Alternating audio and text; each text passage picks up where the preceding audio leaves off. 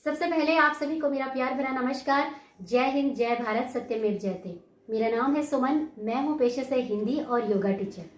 दोस्तों, आज के इस वीडियो में हम बात करेंगे कि क्या आप भी उन पेरेंट्स में से आते हैं जो इस साल 2022 में अपने बच्चे को स्कूल भेजना चाहते हैं, परंतु ये विचार कर रहे हैं कि उससे पहले हम अपने बच्चों को प्ले स्कूल में भेजें या ना भेजें।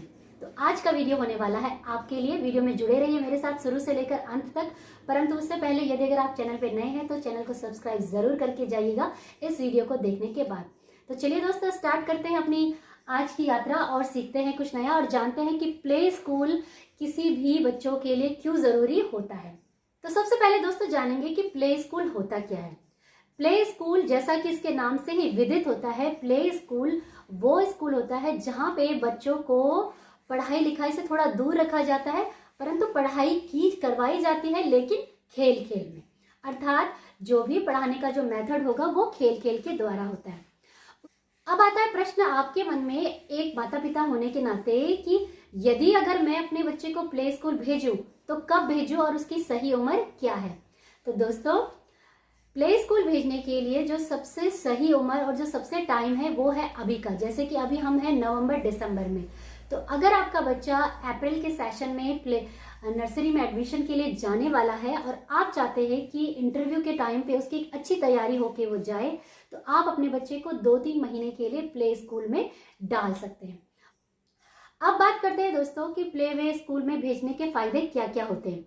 तो दोस्तों, ये मेरे पॉइंट्स में यहाँ पे लिखा है। सबसे पहला पॉइंट लिखा है रूटीन, सेकंड लिखा है इंडिपेंडेंट, बच्चा इंडिपेंडेंट बनना शुरू करता है। थर्ड ले आता है शेयरिंग, फोर्थ आता है पेशेंस, फिफ्थ आता है उसकी ओरल कम्युनिकेशन इंप्रूव होती है, एंड सिक्स्थ आता है रिकॉग्निशन। तो डिटेल में इनको डिस्कस कर लेते हैं और इसके फायदे हम जान लेते हैं।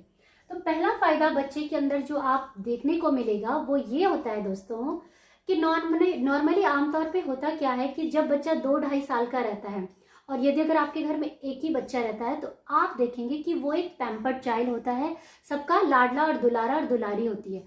तो उस केस में क्या होता है कि उसका अपना ना उठने का टाइम होता है, ना सोने का, ना खेलने का। तो बच्चा अपने सिस्टम के हिसाब से चलता है और उसमें कोई भी उसको कोई डिस्टर्ब नहीं करता है। लेकिन जब आप अपने बच्चे को प्ले स्कूल में भेजते हैं तो सबसे पहला फायदा बनता है उसका रूटीन। आपके बच्चे का एक प्रॉपर रूटीन हो जाता है। उससे फायदा ये होगा कि जब बच्चा नर्सरी में जाता है, मान लीजिए बच्चे का आपने नर्सरी में एडमिशन करवा दिया, बच्चे की स्कूल लगती है 7:30, तो बच्चे को 6:45 तक रेडी होना है। रेडी होना है तो मतलब 6 बजे उठना है, फिर उसमें दूध भी पीना है, नहाना भी है और आप बच्चे को वॉशरूम वगैरह भी जाना है और प्रॉपरली 6:45 तक वैन में आपको बोर्ड भी करवाना है। तो उससे बच्चा क्या होता है, जो बच्चा अभी तक आराम से चल रहा होता है वो सिस्टम के हिसाब से एडजस्ट नहीं हो पाता है, और जब पहली बार स्कूल जाता है तो वो बच्चे रोते हैं या वो चिड़चिड़े हो जाते हैं या वो वीक हो जाते हैं। और तो आप देखेंगे कि बच्चे के में अजीब सा चेंजेस स्कूल जाने के बाद आता है। क्यों? क्योंकि वो उस रूटीन के हिसाब से एडजस्ट नहीं कर पाता। तो इसलिए सबसे अच्छी चीज जो बच्चे को प्ले स्कूल भेजने से होती है वो है रूटीन, उसकी जल्दी और टाइम पे उठने की आदत। और उससे क्योंकि नॉर्मली जो प्ले स्कूल होते हैं वो 2-2.5 या 3 घंटे के लिए होते हैं, तो बच्चे को पेरेंट्स से भी थोड़ा दूर रहने की आदत हो जाती है। तो जब वो नर्सरी में जाता है तो वो रोता नहीं है। दूसरा है बच्चे को जो बनाता है इंडिपेंडेंट। अभी तक क्या होता है, जब बच्चे घर में रहते हैं तो मम्मी पापा सब कुछ उनके हाथ में देते हैं, उनको उनके मुंह में डाल के खिलाते हैं। लेकिन जब बच्चा स्कूल जाने लगता है, प्ले वे में जाता है, तो ये सब नहीं होता है। क्यों? क्योंकि वहां पे बच्चे को खुद अपनी चीजें अपने आप हैंडल करनी होती है। फॉर एग्जाम्पल, आप देखेंगे कि जो बच्चा घर में 10 बार खाना खिलाने पे भी रोता था, वो स्कूल में जाके खुद अपनी चीजों को खाना शुरू करता है। जैसे टीचर बोलती है open your books, okay, sharpen your pencil. तो ये सारी चीजें बच्चे अगर जब अपने आप करते हैं तो वो उनको इंडिपेंडेंट बनाती है। ठीक है। थर्ड चीज आती है, सबसे अच्छी चीज जो है वो है शेयरिंग। जिनके 2 बच्चे हैं उनको तो ये प्रॉब्लम देखने को नहीं मिलती है, क्योंकि छोटे बड़े भाई बहन एक दूसरे को देख के सीख लेते हैं। लेकिन जिनका एक बच्चा है, सिंगल चाइल्ड है, उनके साथ ये अधिकतर प्रॉब्लम देखने को मिलती है कि जब बच्चे नर्सरी में एडमिशन होता है और स्कूल जाते हैं तो कंप्लेंट्स आती है टीचर से कि आपका बच्चा तो दूसरों के टॉयज छीन लेता है, दूसरों को टॉयज नहीं देता है। तो इससे क्या समझ में आया, हमें समझ आया कि हमारे बच्चे के अंदर जो है वो एक शेयरिंग की क्वालिटी नहीं है। तो जब आप बच्चे को प्ले स्कूल में भेजना शुरू कर देते हैं तो बच्चे को छोटे से ही समझ में आने लग जाता है, कम बच्चों के बीच में ही, कि मुझे अपनी चीज़ें शेयर करनी है, चाहे वो अपने टॉयज़ है या जैसे आपके जो जितने भी खेलने की चीज़ें हैं, जैसे आपका झूला हो गया स्कूल का, और ये समझ लीजिए सीसॉ। तो इन सारी चीज़ों को बच्चे एक साथ शेयर करके खेलना और शुरू कर देते हैं। अब बढ़ते हैं दोस्तों अगले पॉइंट की तरफ। अगला पॉइंट कहता है कि प्लेवे स्कूल में भेजने के बाद बच्चों की जो ओरल कम्युनिकेशन होती है, ओरल कम्युनिकेशन क्या होती है, आपने देखा होगा कि कई बच्चे जो होते हैं, जो घर में तो बड़े शेर और शैतान होते हैं, परंतु जैसे ही 4 लोगों के बीच में जाते हैं वो अपनी बातों को नहीं रख पाते। तो वो क्यों नहीं रख पाते? क्योंकि उनको अपने बातों को बोलने का एक प्रॉपर प्लेटफॉर्म नहीं मिल पाता, तरीका नहीं मिल पाता कि किस तरीके से आपने अपनी बातों को रखना है।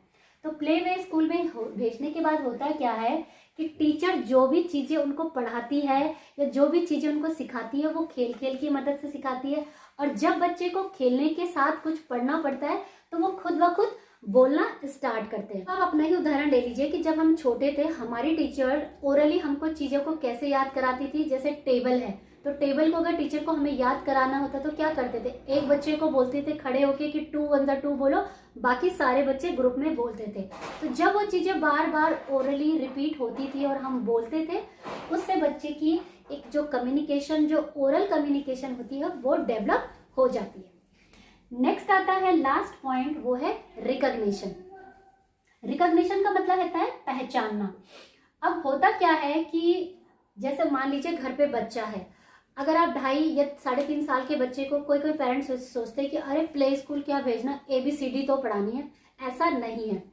होता क्या है कि जब बच्चा घर पे होता है, अगर मम्मी किताब लेके बैठती है और बोलती है A for apple, B for boy, C for cat, तो इनिशियली 1-2 दिन तो बच्चा पढ़ता है, लेकिन अगर वही चीज उसके सामने डेली रोज वही किताब आती है तो बच्चा बोर होने लगता है और फिर बच्चे का इंटरेस्ट हट जाता है, बच्चा पढ़ता नहीं है। लेकिन प्लेवे स्कूल में होता क्या है कि बच्चे को जो भी चीजें पढ़ाई जाती है वो खेल खेल के द्वारा पढ़ाई जाती है।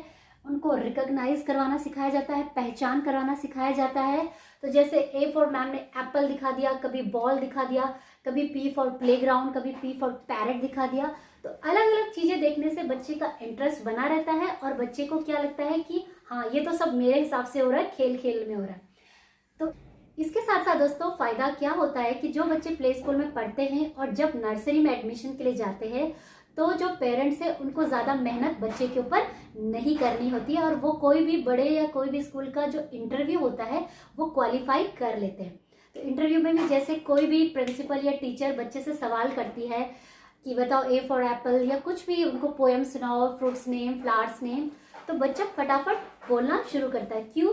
क्योंकि प्ले स्कूल में जाने के बाद उसकी ऑलरेडी जो ओरल कम्युनिकेशन होती है, जो बोलने की क्षमता होती है, वो डेवलप हो चुकी होती है और चीज़ों को भी वो पहचानना शुरू कर देता है। तो दोस्तों बस आज के वीडियो में इतना ही। उम्मीद करती हूँ आपको मेरा ये वीडियो पसंद आया होगा। पसंद आया है तो चैनल को लाइक, शेयर और सब्सक्राइब जरूर करके जाइएगा ताकि ऐसे अच्छे इंटरेस्टिंग वीडियो आपको मिलते रहे। मिलते हैं दोस्तों मेरे नेक्स्ट वीडियो के साथ। तब तक के लिए आप स्वस्थ रहिए, मस्त रहिए, घर पे रहिए, पढ़ते रहिए, आगे बढ़ते रहिए, क्योंकि पढ़ेगा इंडिया तभी तो आगे बढ़ेगा इंडिया। जय हिंद, जय भारत।